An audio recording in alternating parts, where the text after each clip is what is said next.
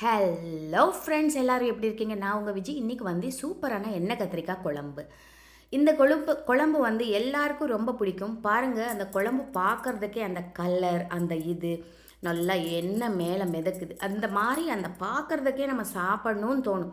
அந்த மாதிரி ஒரு எண்ணெய் கத்திரிக்காய் குழம்பு சிம்பிளாக செஞ்சிடலாம். சிம்பிளாக செஞ்சாலும் அட்டகாசமாக இருக்கும், ரொம்ப சுவையாக இருக்கும். இதுக்கு வந்து நம்ம என்னென்னா, கத்திரிக்காய் வந்து மெயின்.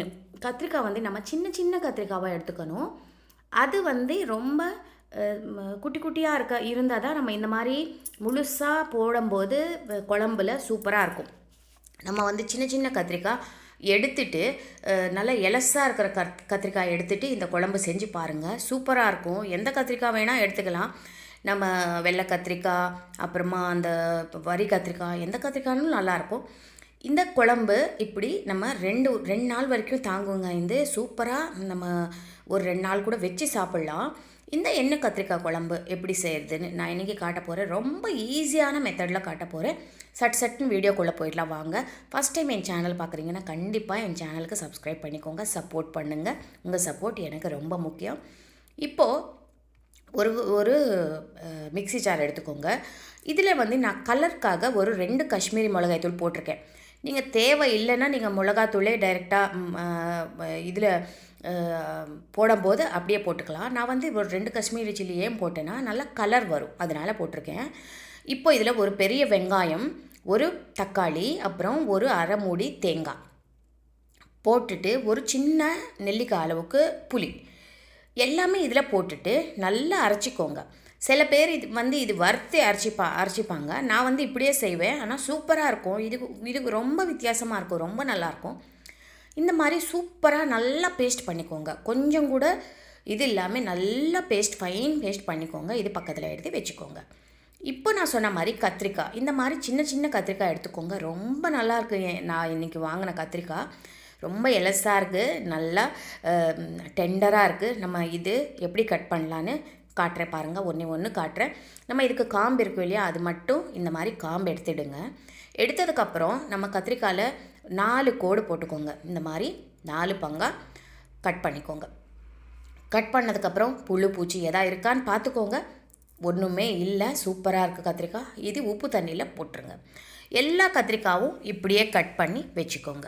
நான் சொன்ன மாதிரி சின்ன சின்ன கத்திரிக்காய் போட்டிங்கன்னா ஈஸியாக நம்ம ஒரு 10 கத்திரிக்காய் எடுத்துக்கலாம் 4 பேருக்கு. இப்படி நம்ம கட் பண்ணி வச்சிட்டோம். இப்போ கடாய் சூடு பண்ணிக்கோங்க. கடாயில் எண்ணெய் விட்டுக்கோங்க, நல்லெண்ணெய் விட்டுக்கோங்க, சூப்பராக இருக்கும். இதுக்கு கொஞ்சம் எண்ணெய் நிறையாவே பிடிக்கும். ஒரு 4-5 ஸ்பூன் விட்டுக்கோங்க. நம்ம கட் பண்ணி வச்சுருக்கோம் இல்லையா கத்திரிக்காய், அது இதில் போட்டுருங்க. கத்திரிக்காய் என்னென்னா நம்ம முன்னாடியே வதக்குறோம். ஏன் வதக்குறோன்னா, கத்திரிக்காய் கொஞ்சம் வேகிறதுக்கு முழுசாக போடுறோம் இல்லையா, அது வதங்கிறதுக்கு கொஞ்சம் டைம் ஆகும். ஒருவேளை அது நம்ம டைரெக்டாக குழம்புல போட்டோன்னா கொஞ்சம் வதங்கிறதுக்கு டைம் ஆகிறதுனால அது குழம்பு ரொம்ப நேரம் கொதிக்க விடணும். இப்போ நம்ம என்ன பண்ணுறோம், இந்த எண்ணெயில் கத்திரிக்காய் நல்லா ஃப்ரை பண்ணிடுறோம். நான் கொஞ்சம் ஓரளவுக்கு சாஃப்டாக ஆகிற வரைக்கும் நல்லா ஃப்ரை பண்ணி எடுத்துட்டோன்னா குழம்பு ஈஸியாக சூப்பராக சீக்கிரம் செஞ்சிடலாம். இப்போ பார்த்தீங்கன்னா ஒரு 2-3 வாட்டி நடுவில் இந்த மாதிரி திருப்பி விட்டுக்கோங்க. எல்லா சைடும் நல்லா இது நல்லா வெந்து ஒரு 3/4 பதம் வேகிறதுக்கு வரைக்கும் நம்ம மூடி போட்டு அப்படி நடுவில் இப்படி திருப்பி விட்டுக்கோங்க. சூப்பராக கத்திரிக்காய் வெந்துடும். ஒரு 5 நிமிஷம் ஆகும், அவ்வளோதான். கத்திரிக்காய் நல்லா சின்ன சின்ன கத்திரிக்காய்னால சூப்பராக வெந்துடும். இப்போ பார்த்தீங்கன்னா இந்த கத்திரிக்காய் நல்லா வெந்துருச்சு. இப்போ நம்ம இது எடுத்துகிட்டு ஒரு பக்கத்தில் வச்சிடுங்க. இது எல்லா கத்திரிக்காயும் எடுத்துகிட்டு நம்ம ஒரு கிண்ணத்தில் போட்டு பக்கத்தில் வச்சிடலாம். இப்போ இதே எண்ணெயில் நம்ம எண்ணெய் ஏற்கனவே ஊற்றிருக்கோம் இல்லையா, அதே எண்ணெயில் நம்ம கடுகு போட்டுக்கலாம். அப்புறமா வெந்தயம், ஒரு அரை ஸ்பூன் வெந்தயம் போட்டுக்கோங்க. வெங்காயம் வந்து சின்ன வெங்காயம் நீங்கள் நம்ம சாம்பார் வெங்காயம் போட்டிங்கன்னா முழுசாக அப்படியே போட்டுருங்க. நான் வந்து ஒரு பெரிய வெங்காயம் எடுத்து சின்ன சின்ன பீஸாக கட் பண்ணி போட்டிருக்கேன். ஒரு பச்சை மிளகா, 2 காஞ்ச மிளகா, கருவேப்பிலை போட்டுக்கோங்க. போட்டதுக்கப்புறம் நம்ம இதில் நல்லா ஒரு 10 பல் பூண்டு, 10லேருந்து 15 பல் பூண்டு நல்லா போட்டுக்கோங்க. போட்டு நல்லா இது வறுத்துக்கோங்க. வெங்காயம் வந்து ஓரளவுக்கு நல்லா வறுத்துக்கோங்க. நம்ம போட்ட காஞ்ச மிளகா இதெல்லாம் கூட ஒரு பூண்டு எல்லாம் வேகணும் இல்லையா, நல்லா ஒரு வாட்டி மிக்ஸ் பண்ணிவிட்டு ஒரு 2-3 நிமிஷம் நல்லா இந்த வெங்காயம் வேகிற வரைக்கும் அப்படியே வறுத்துக்கோங்க.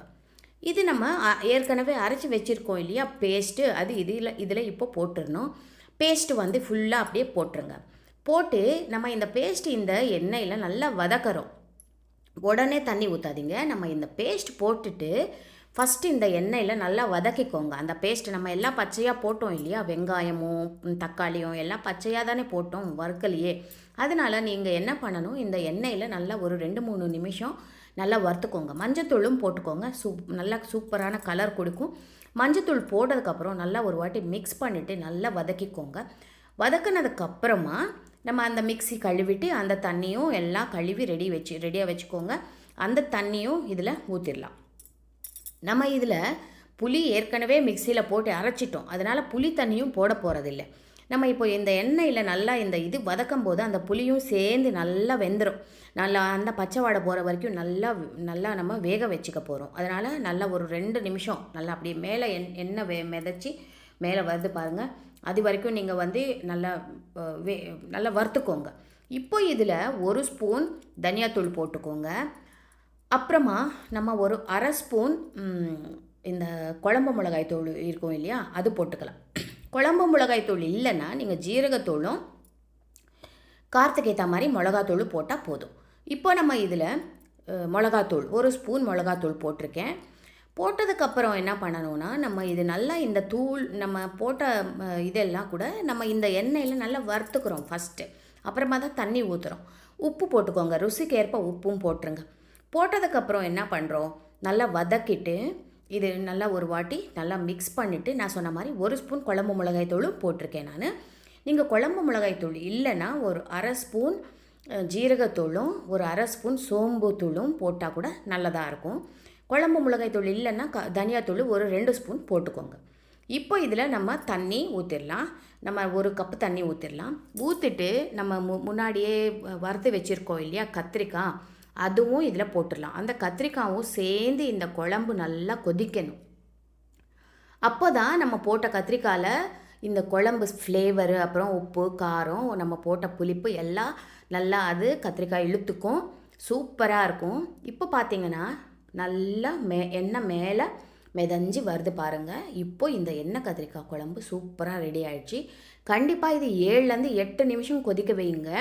இல்லைன்னா நம்ம போட்ட மசாலா அப்புறம் இந்த கத்திரிக்காய் நல்லா அது வந்து இதில் நல்லா கொதிச்சாதான் அந்த குழம்பு டேஸ்ட்டே வரும். நீங்கள் ஒரு 7லேருந்து 8 நிமிஷம் நல்லா கொதிக்க விட்டுருங்க. அப்புறமா சூப்பரான எண்ணெய் கத்திரிக்காய் குழம்பு ரெடி ஆயிடுச்சு. கண்டிப்பாக ட்ரை பண்ணி பாருங்கள்.